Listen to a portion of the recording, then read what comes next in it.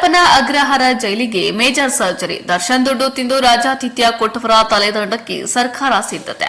Supreme court ದರ್ಶನ್ಗೆ ಜಾಮೀನು ರದ್ದುಪಡಿಸುವಾಗ ಬೆಂಗಳೂರು ಕೇಂದ್ರ ಕಾರಾಗೃಹದಲ್ಲಿ ರಾಜಾತಿಥ್ಯ ನೀಡಿದ ಜೈಲು ಅಧಿಕಾರಿಗಳ ಮೇಲೆ ಸೂಕ್ತ ಕಾನೂನು ಕ್ರಮ ಕೈಗೊಳ್ಳಬೇಕಾಗಿತ್ತೆಂದು ತನ್ನ ತೀರ್ಪಿನಲ್ಲಿ ಹೇಳಿದೆ. ಆ ಸಮಯದಲ್ಲಿ ಕರ್ತವ್ಯದಲ್ಲಿದ್ದ ಮುಖ್ಯ ಅಧೀಕ್ಷಕರಾದ ಬಿ ಶೇಷಮೂರ್ತಿ ಹಾಗೂ ಅಧೀಕ್ಷಕ ಬಿ ಮಲ್ಲಿಕಾರ್ಜುನ ಸ್ವಾಮಿ ಹಾಗೂ 11 ಜನ ಇತರರು ಮಾತ್ರ ಅಮಾನತುಗೊಳಿಸಿದ್ರು. ಆದರೆ ಈ ಪ್ರಕರಣದಲ್ಲಿ ನೇರವಾಗಿ ಆರೋಪವು ಬಂದಿಖಾನೆಗಳ ಮುಖ್ಯಸ್ಥರಾಗಿದ್ದ ಮಾಲಿನಿ ಕೃಷ್ಣಮೂರ್ತಿ ಐಪಿಎಸ್ ರವರ ಮೇಲಿತ್ತು.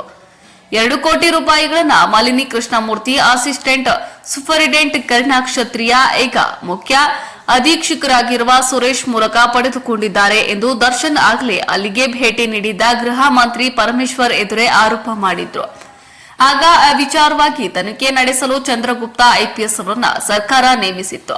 ಆ ಸಮಯದಲ್ಲಿ ಕರ್ತವ್ಯದಲ್ಲಿದ್ದ ಸಹಾಯಕ ಅಧೀಕ್ಷಕರಾದ ಕರ್ಣ ಕ್ಷತ್ರಿಯ ಮಾಲಿನಿ ಕೃಷ್ಣಮೂರ್ತಿ ಅವರ ಸಹಾಯಕರಾಗಿದ್ದ ಮುಖ್ಯ ಅಧ್ಯಕ್ಷರಾದ ಕೆ ಸುರೇಶ್ ಇವರುಗಳ ಮೂಲಕ 2.5 ಕೋಟಿ ಹಣವನ್ನ ಮಾಲಿನಿ ಕೃಷ್ಣಮೂರ್ತಿ ಪಡೆದುಕೊಂಡಿದ್ರು ಎಂದು ವರದಿಯಿದ್ದು, ಅದರ ಬಗ್ಗೆ ತನಿಖೆ ವರದಿಯನ್ನ ಸಲ್ಲಿಸಲು ಮಾನ್ಯ ಸುಪ್ರೀಂ ಕೋರ್ಟ್ ಮಾನ್ಯ ಆದೇಶದಲ್ಲಿ ಹೇಳಿದೆ. ಮಾನ್ಯ ಮುಖ್ಯ ಕಾರ್ಯದರ್ಶಿ ಕರ್ನಾಟಕ ಸರ್ಕಾರ ಇವರು ಮಾನ್ಯ ಸುಪ್ರೀಂ ಕೋರ್ಟ್ಗೆ ವರದಿ ಸಲ್ಲಿಸಿದ್ದಾರೆ ಎಂದು ಮೂಲಗಳು ತಿಳಿಸಿವೆ.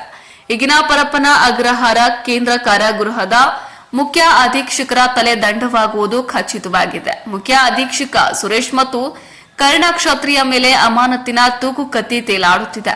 ಈಗ ನಿವೃತ್ತಿ ಆಗಿರುವ ಐಪಿಎಸ್ ಅಧಿಕಾರಿ ಮಾಲಿನಿ ಕೃಷ್ಣಮೂರ್ತಿಯನ್ನ ಮಂತ್ರಿ ಪದವಿಯಿಂದ ಉಚ್ಚಾಟಿತರಾಗಿರುವ ಮಾಜಿ ಮಂತ್ರಿ ರಾಜಣ್ಣನೇ ಅಮಾನತಾಗದಂತೆ ಕಾಪಾಡಿಕೊಂಡು ಬಂದಿದ್ದಾರೆಂಬ ಆರೋಪಗಳಿವೆ.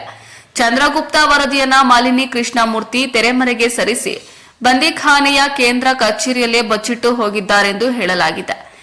ಈಗ ಸುಪ್ರೀಂ ಕೋರ್ಟ್ ಪರಪ್ಪನ ಅಗ್ರಹಾರದ ಲಂಚಕೋರರ ಅಧಿಕಾರಿಗಳ ವಿರುದ್ಧ ಚಾಟಿ ಬೀಸಿರೋದ್ರಿಂದ ಎಲ್ಲವೂ ಒಂದೊಂದಾಗಿ ಹೊರಬರುತ್ತಿದೆ.